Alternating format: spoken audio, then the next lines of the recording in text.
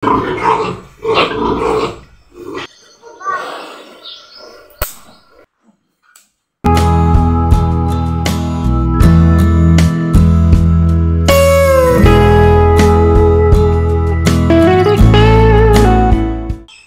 buntag mga idol, for this video maglutas tag mga bakti no.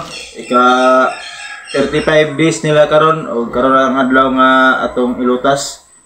Pero ang minimum nga adlaw ni 30 days, pero atong ipa kunag 5 adlaw kay para mas lagsik siya.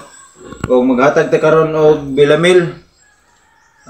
Big complex ni siya, vitamins para sa bagong lutas para himsog atong baktin. O ang dosis sa itong ihatag 1 ml per piglets per baktin no, 1 ml. So dagko na itong baktin. Itong mga baktin dagko na kayo.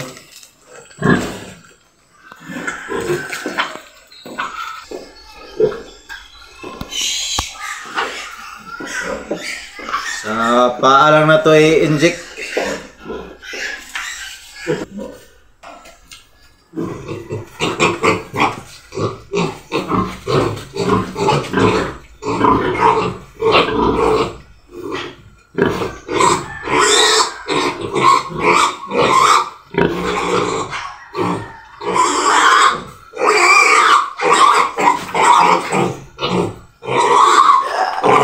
Kayo bukan. So kadua ta mohatag ganing B-complex mga idol no, ika 15 days ani mag usab na putag inject og bilamil. Ya magpurga putang niya, maghatag tag purga sa anay og sa baktin.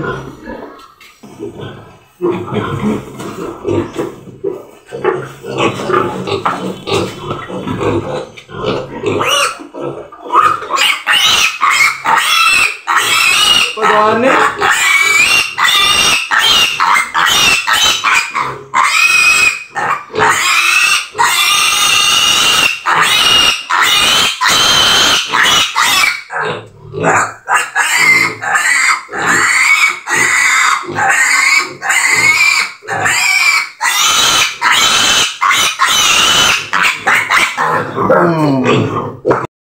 Ito na ang nalutas no, nagdagko kay itong baktin.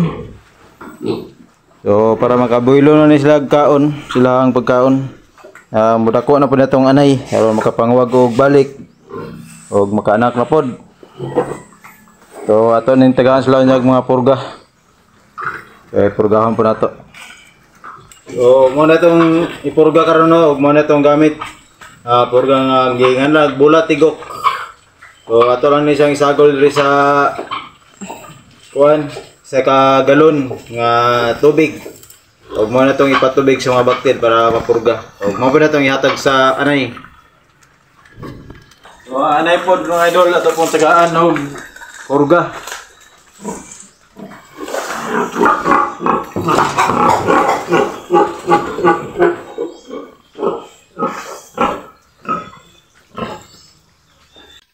So importante pod kayo no ang paghatag og purga sa mga baboy.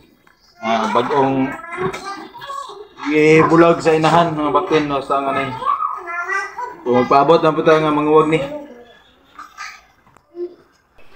Ug diri nga part mga idol, ato na nang giputlan og ngipon ang baktin no nga katong 15 ka buok kay ka 13 ay ka tulo nila ka adlaw karon. Og mong giputlan pa tog ikog para hinlo para iwas cannibalism og nindot ang lawas tanahon.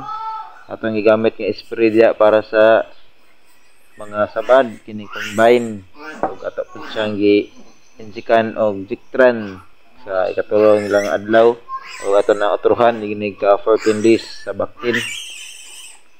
Atong gigamit yung mga nail cutter og gunting ato na siyang gi-sterilize da ano para iwas infection mga idol. Og mo na yung katong baktin nga 15 ka buok. So mga hinlo na. Panay ikog. Para makatutoy og tarong no, patutoy ang inahan. O hindi sila masakitan sa ngipon kay mga haitig ngipon sa di maputlan.